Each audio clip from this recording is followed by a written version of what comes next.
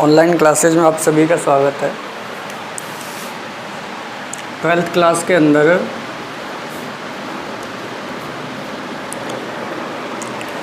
Coordination compound में हम last अंतिम छोर की ओर बढ़ रहे हैं। और कोऑर्डिनेशन कंपाउंड के अंदर हमने लास्ट देखा था कि जो CFT है, बॉन्डिंग इन कोऑर्डिनेशन कंपाउंड चल रहा है, जिसको समझाने के लिए CFT देख रहे थे। और ये जो CFT है, इसमें हमने लास्ट क्लास में देखा था कि जो d ऑर्बिटल है वो ऑक्टाहेड्रल फील्ड में किस तरह से स्प्लिट होता है, यानी अष्टफलकीय क्षेत्र में।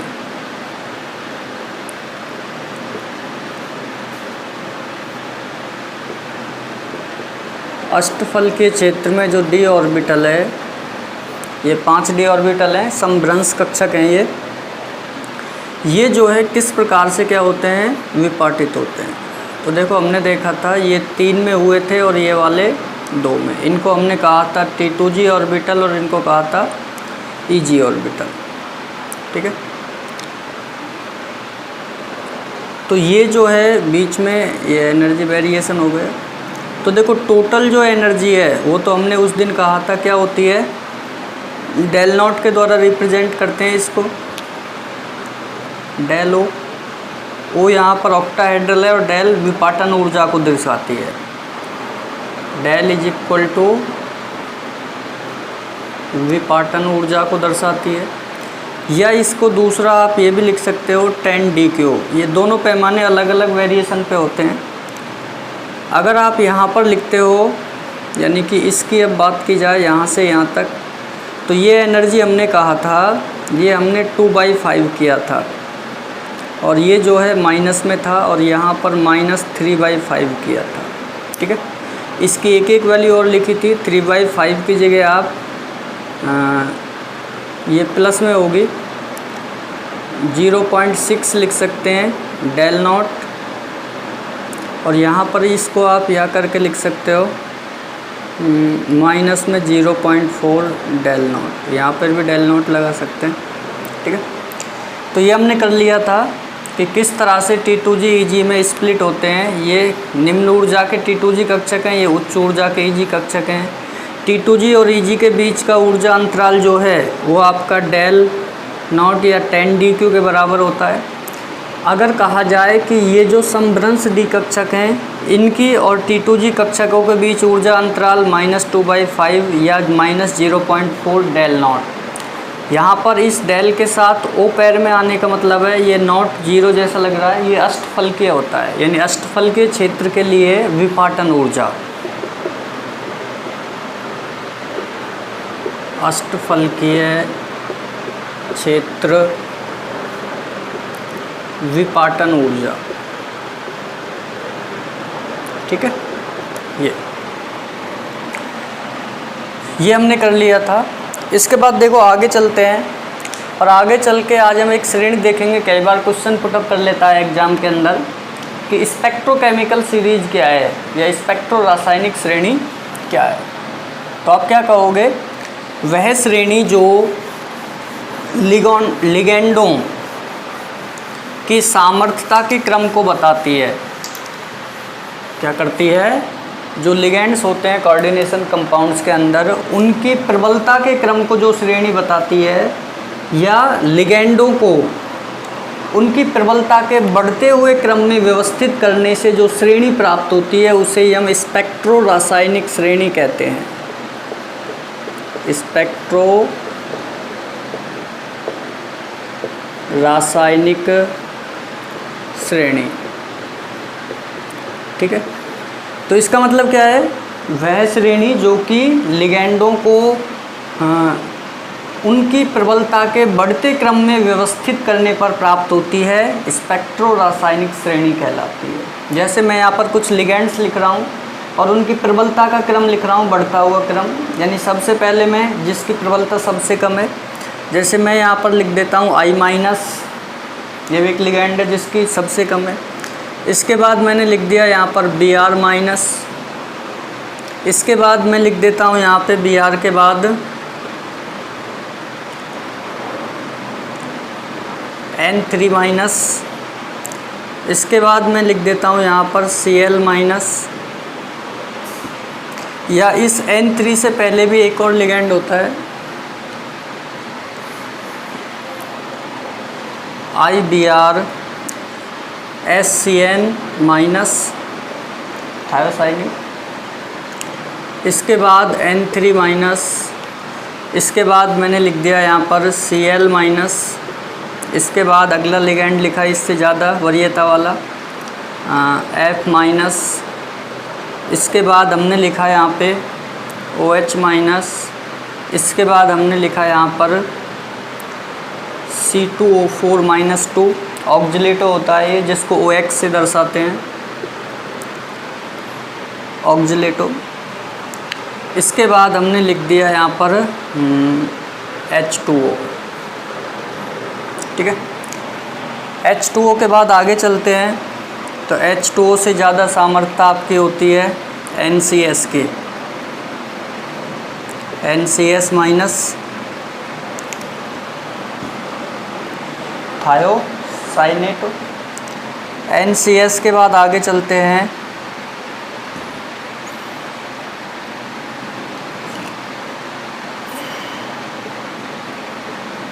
EDTA minus 4। इससे आगे चलते हैं, आप ले सकते हो H माइनस हाइड्रिडो। इससे आगे चलें हम ले सकते हैं एमीन, एमीन और देखो प्रीडीन। इनकी जो सामर्थ्यता है वो लगभग समान सी होती है, प्रीडीन और एमीन की। ये एमीन है, ये प्रीडीन है, PY जो लिखा हुआ है।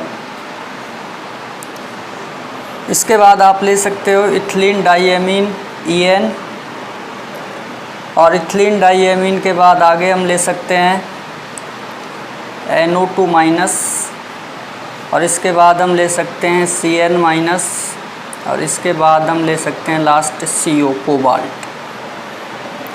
तो इस तरह से ये क्या है, एक श्रेणी है जिसमें लिगेंडों की प्रबलता बताई हुई है, यानी सामर्थ्यता का बढ़ता क्रम या प्रबलता का बढ़ता क्रम,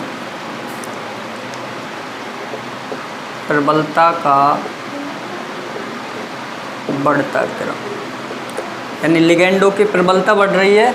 हमने संकुलों में देखा था कि कौन प्रबल लिगेंड है, कौन दुर्बल लिगेंड है। तो जिसका कम है वो दुर्बल लिगेंड है और जो अधिक है वो प्रबल लिगेंड है। तो देखो यहाँ पे मोस्टली ये कहा जाता है कि H2O तक, यानी कि ये जो लिखे हुए हैं सारे ऊपर जो लिखे हुए हैं ये सारे लगभग WFL में आते हैं। WFL का मतलब होता है दुर्बल क्षेत्र लिगेंड,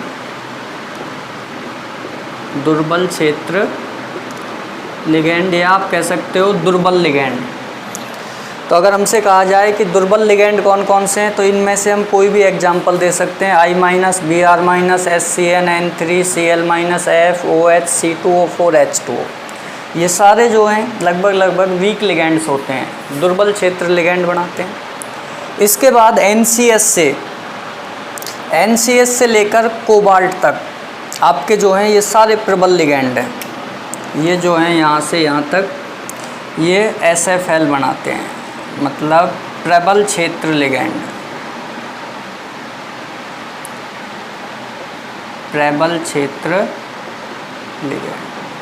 आपसे कहा जाए कि कोई एक या दो उदाहरण प्रबल लिगेंडों के दीजिए, तो आप इनमें से कोई भी दे सकते हो, ठीक है। तो ये वीक हो गए, ये स्ट्रॉन्ग हो गए। मोस्टली एग्ज़ाम के अंदर मैं आपको बता देता हूँ, जब कोऑर्डिनेशन कंपाउंड की बात आती है, चाहे वो आपका VBT से एक्सप्लेन करवाता है या CFT से, तो कुछ चुनिंदा इनमें से एग्जाम्पल्स हैं लिगेंड के जो काम आते हैं। देखो आयोडीन ब्रोमीन, ये भी काम आ जाता है। क्लोरीन फ्लोरीन, OH, ये अक्सर उदाहरणों के अंदर यही देखने को मिलते हैं। और मोस्टली इनमें से भी आपके जो हैं ये SCN वाला, क्लोरीन फ्लोरीन, OH, H2O और ऑक्जिलेटो, ये आपके 4 से 5 लिगेंड है, 5-6, ये अक्सर देखने को मिलते हैं उदाहरणों के अंदर, ठीक है। ये इतने नहीं मिलते हैं N3 वाले एग्जाम्पल्स जो हैं। उसके बाद अगर प्रबल लिगेंड की बात करें तो आपको फेमस रूप से NCS मिल जाता है, ये इतना नहीं मिलता है EDTA। ये एक एग्जाम्पल है, आपकी बुक के पीछे दिया हुआ है, क्वेश्चन है, उसमें नाम लिखवाया हुआ है, तो H- ये अक्सर कभी कभार पूछता है। एमीन आपको खूब मिलता है, EN आपको खूब मिलता है उदाहरणों के अंदर, NO2 भी मिल सकता है, और CN भी और कोबाल्ट भी। तो सबसे प्रबल कोबाल्ट ये होता है, कोबाल्ट नहीं है सॉरी, इसको कार्बोनिल लिगेंड कहते हैं, कार्बोनिल लिगेंड सबसे प्रबल होता है, और सबसे दुर्बल होता है आयोडीन I-। तो स्पेक्ट्रो रासायनिक श्रेणी में सबसे दुर्बल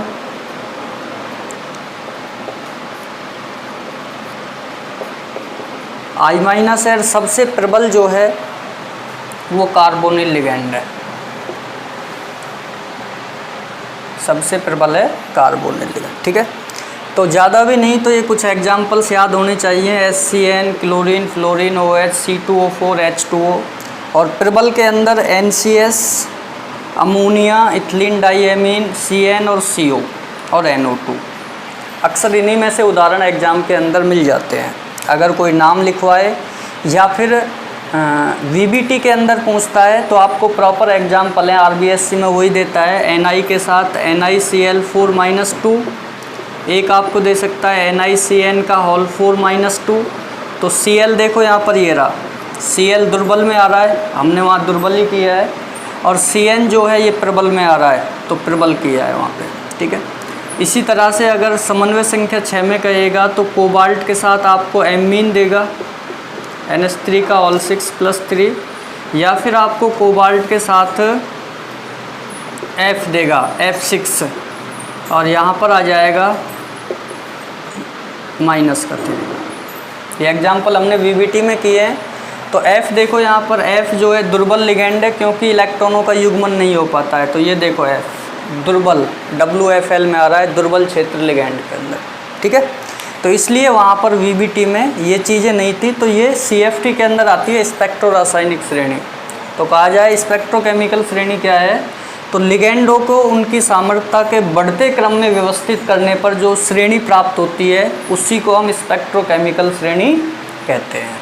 ठीक है, ये कुछ एग्जाम्पल्स जो आपको याद करने ही हैं, जो मैंने गोले किए हुए हैं, अक्सर एग्जाम्पल्स के अंदर यही लिगेंड देखने को मिलते हैं।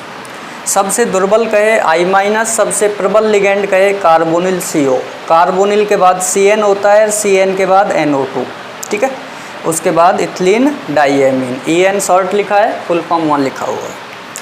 ठीक है, तो ये था, कई बार 1 नंबर में क्वेश्चन पुटअप कर लेता है, स्पेक्ट्रो रासायनिक श्रेणी से क्या तात्पर्य है या किसे कहते हैं, तो आपको बता देना है कि लिगेंडों को उनकी सामर्थ्यता के बढ़ते क्रम में व्यवस्थित करने पर जो श्रेणी प्राप्त होती है उसे ही हम स्पेक्ट्रो रासायनिक श्रेणी कहते हैं। अगर एग्जाम के अंदर सारे एग्जाम्पल्स याद नहीं रहे तो हम 2-4 भी लिख सकते हैं, जैसे 3-4 वीक के लिख दिए, 3-4 स्ट्रॉन्ग के लिख दिए। ठीक है, ये ज़्यादा भी नहीं, तो आयोडीन, ब्रोमीन, क्लोरीन, फ्लोरीन और OH और जल, ये तो हो गए दुर्बल के 4-5, और यहाँ पर CO, CN, NO2, EN और NH3 ये हो गए प्रबल के। तो 4-5 याद रह जाएंगे तो भी हम श्रेणी का उदाहरण दे सकते हैं।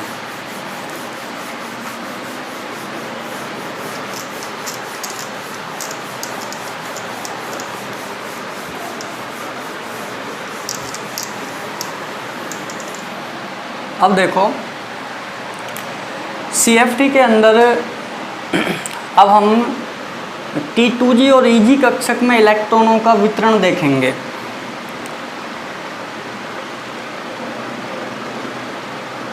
T2G व EG कक्षकों में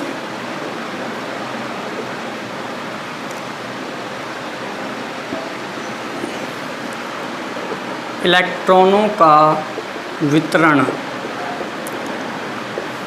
ठीक है, और ये जो वितरण है ये हम देखेंगे प्रबल और दुर्बल लिगेंड के प्रेजेंस में। ठीक है, और ये जो वितरण है वो हम D1 to D10 देखेंगे, D1 से लेकर D10 तक। तो देखो जैसे यहाँ पर मैं लिख देता हूँ,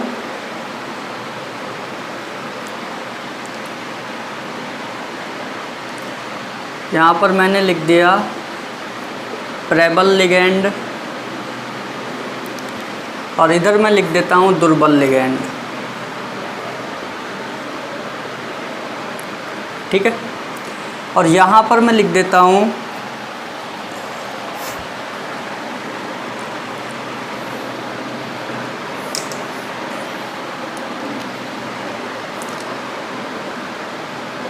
स्मॉल n, यानी अयुग्मित इलेक्ट्रॉन है,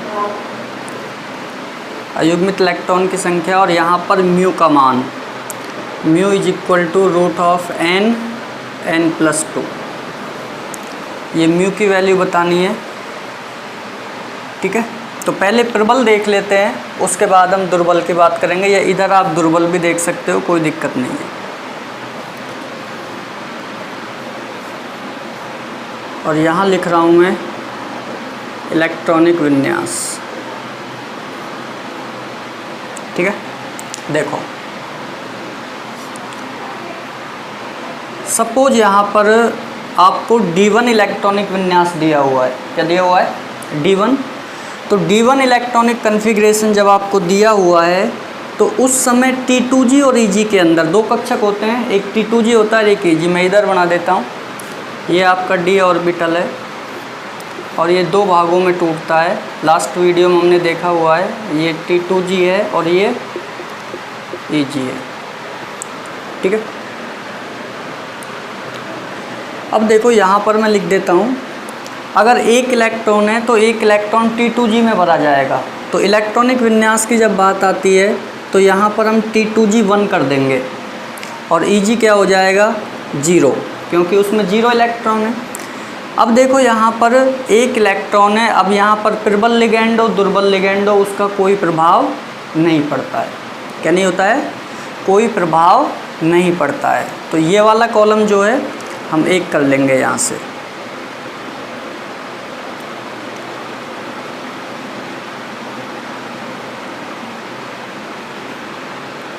ठीक है, तो इसको क्या है, आप यहाँ से बॉक्स में भी दिखा सकते हो।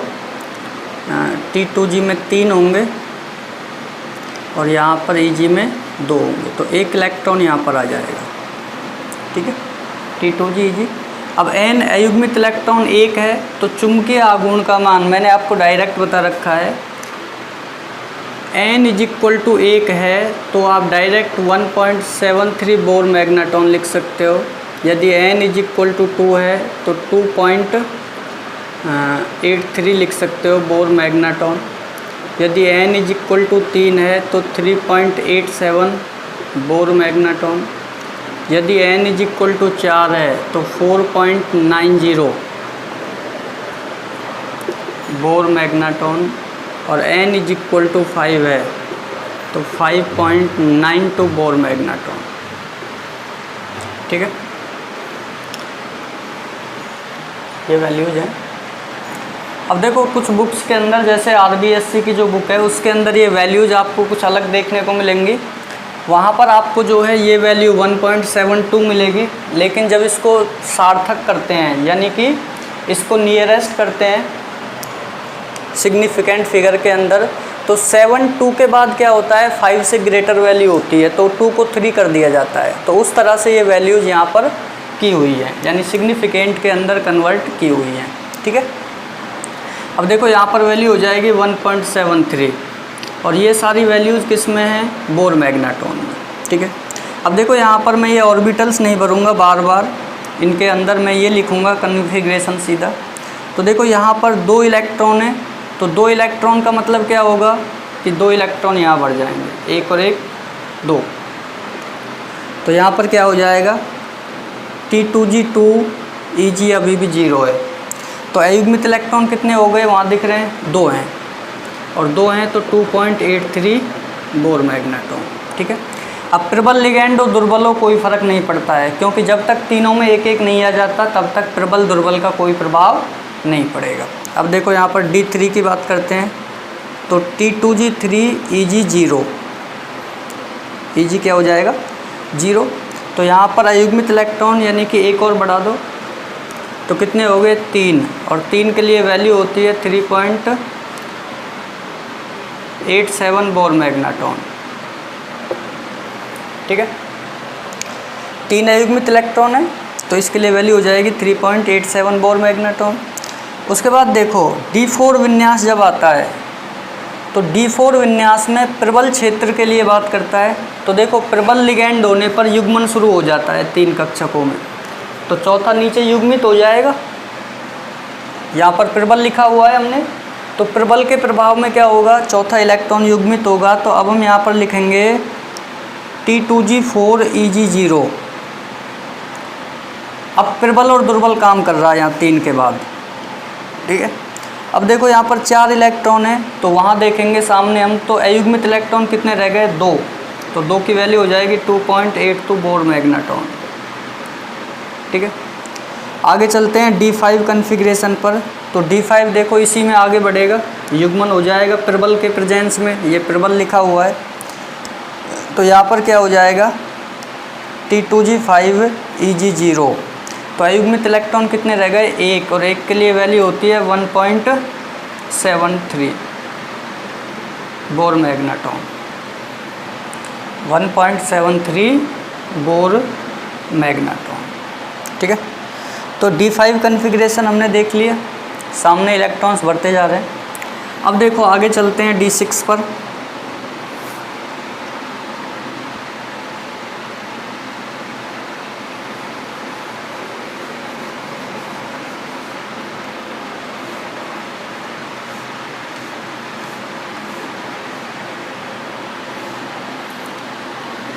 देखो D6 की जब बात करता है तो देखो T2G के अंदर क्या है, 1 इलेक्ट्रॉन और आ जाएगा। तो T2G में हमारे हो गए 6 इलेक्ट्रॉन और Eg में अभी भी 0 है। तो अयुग्मित इलेक्ट्रॉन अब कितने हो गए, 0। तो यहाँ पर वैल्यू भी क्या हो जाएगी, म्यू की 0। D7 की बात करते हैं तो सामने देखो 6 इलेक्ट्रॉन बढ़ चुके हैं, 7वां ऊपर जाएगा और 7वां ऊपर जाएगा Eg में। तो कन्फिग्रेशन हो जाएगा T2G6 और Eg1। अयुग्मित इलेक्ट्रॉन 1 आ जाएगा और 1 की वैल्यू होती है 1.73 बोर मैग्नेट्रॉन। D8 की बात करें तो D8 में फिर अगला इलेक्ट्रॉन ऊपर ही बढ़ेगा Eg में अयुग्मित। तो यहाँ पर क्या हो जाएगा T2G6 Eg2। Eg में 2 इलेक्ट्रॉन है, अयुग्मित 2 हैं तो 2.83 बोर मैग्नेट्रॉन। ठीक है, इसके बाद आगे बात करते हैं D9 की। तो देखो D9 में बात करेंगे तो युग्मन शुरू हो जाएगा Eg में। तो यहाँ पर हो जाएगा T2G6 Eg3 अयुग्मित इलेक्ट्रॉन 1 रह जाएगा। तो यहाँ पर हो जाएगा 1.73 बोर मैग्नेट्रॉन। और लास्ट बात करते हैं D10 कन्फिग्रेशन की। तो विन्यास हो जाएगा T2G6 Eg4, अंतिम इलेक्ट्रॉन भी पेयरिंग में चला जाएगा। तो अयुग्मित इलेक्ट्रॉन 0, तो चुंबकीय आघूर्ण का मान भी 0 हो जाएगा। ठीक है, तो इस तरह से हम क्या है डी कक्षक जो है उसमें इलेक्ट्रॉनों का वितरण देख सकते हैं प्रबल लिगैंड के प्रेजेंस में, अयुग्मित इलेक्ट्रॉन की संख्या बता सकते हैं और चुंबकीय आघूर्ण का मान भी बता सकते हैं। सिर्फ हमें यहाँ ध्यान रखना है इलेक्ट्रॉन भरने हैं तो आप ऐसे बॉक्स बनाकर देख लें और फिर इलेक्ट्रॉन भरें। सपोज आपको यहाँ पर D6 दे देता है कि D6 इलेक्ट्रॉनिक विन्यास को T2G Eg में भरिए और प्रबल के प्रेजेंस में भरिए। किसमें, प्रबल। तो देखो जब आपको 6 की बात करता है तो आपको सबसे पहला काम करना है 6 इलेक्ट्रॉन भरने हैं। तो 1 2 3। ठीक है, अब अगर वो प्रबल कह रहा है तो युग्मन शुरू हो जाएगा पहले 1 4 5 और ये 6। आपसे कहे बताइए n कितना है, 0। चुंबकीय आघूर्ण म्यू कहे 0, क्योंकि एक भी अयुग्मित इलेक्ट्रॉन नहीं है तो ये फॉर्मूले के अंदर 0 आ जाएगा। ठीक है, इसी तरह से हमें अब दुर्बल देखना है कि दुर्बल जो है वो किस तरह से होगा।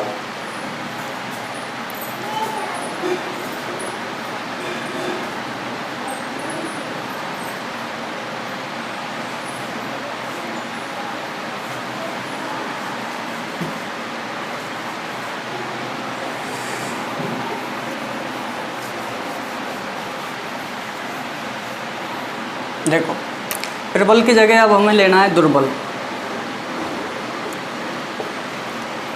इलेक्ट्रॉनिक कन्फिग्रेशन वही D1 से ही देखना है। तो देखो D1 की बात करते हैं तो D1 आपका हो जाएगा T2G1 और EG0, यानी एक इलेक्ट्रॉन आपने भर दिया।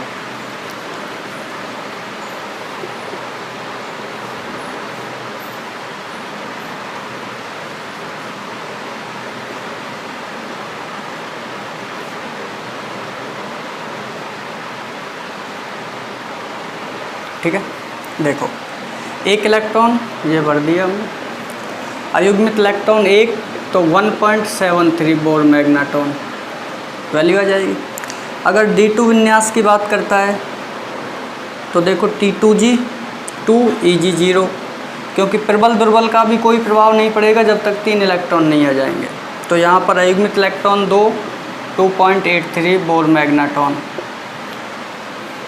अगर वो D3 विन्यास की बात करता है तो T2G3 और EG0, 3 अयुग्मित इलेक्ट्रॉन तो 3.87 बोर मैग्नेटॉन। तो देखो 3 यहाँ भर दिए, ये हो गया हमारा। अब देखो यहाँ पर अब प्रबल दुर्बल का फ़र्क पड़ेगा। अगर वो D4 कन्फिग्रेशन की बात करता है और आपसे कह रहा है दुर्बल लिगेंड है, तो दुर्बल का मतलब युग्मन नहीं होगा T2G में, EG में भरने लग जाएगा। चौथा ऊपर चला गया तो विन्यास हो जाएगा T2G3 EG1। तो टोटल अयुग्मित इलेक्ट्रॉन 4 और 4 के लिए 4.90 बोर मैग्नेटॉन। ठीक है, इसके बाद आगे देखते हैं।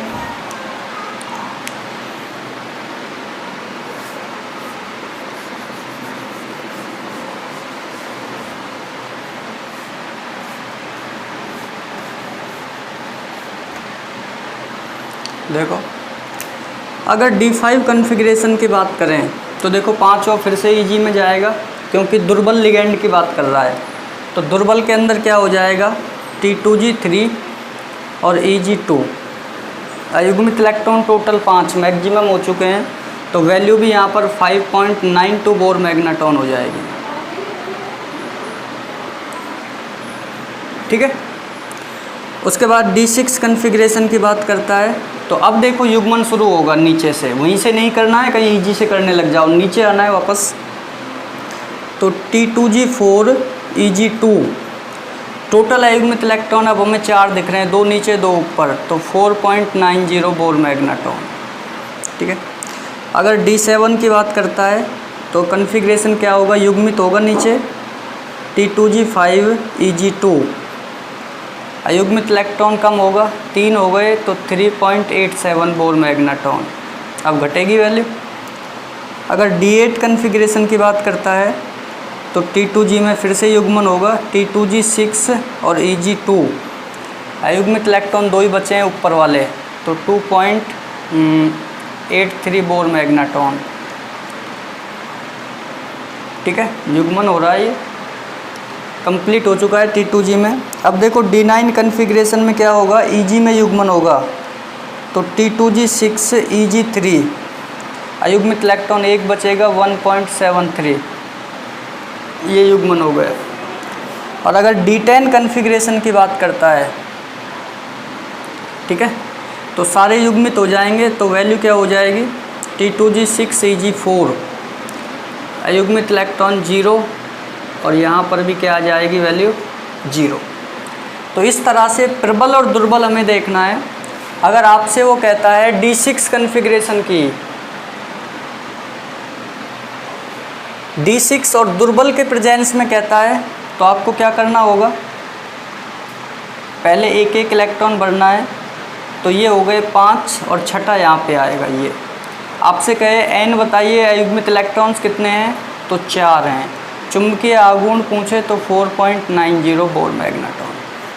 तो एग्जाम में अगर आपसे पूछ लेता है कोई भी एक विन्यास देकर के इसके लिए डी कक्षक में इलेक्ट्रॉनों का वितरण बताइए T2G और EG में, या अयुग्मित इलेक्ट्रॉन बताइए और चुंबकीय आघूर्ण भी बताइए, तो फिर आपको T2G EG बनाकर सबसे पहला काम ये देखना है कि वो किसकी उपस्थिति में भरवा रहा है विन्यास, इलेक्ट्रॉनों का वितरण प्रबल के प्रेजेंस में या दुर्बल के प्रेजेंस में। अगर प्रबल लिगैंड है तो 3 के बाद युग्मन यहीं से शुरू हो जाएगा चौथे इलेक्ट्रॉन का, और अगर 3 है तो 3 तक तो कोई प्रभाव पड़ेगा नहीं प्रबल दुर्बल का। अगर दुर्बल लिगैंड है तो 3 के बाद चौथा इलेक्ट्रॉन ऊपर जाएगा और 5 भरने के बाद फिर छठा यहाँ से युग्मन शुरू होगा। ठीक है, ये आपको ध्यान रखना है।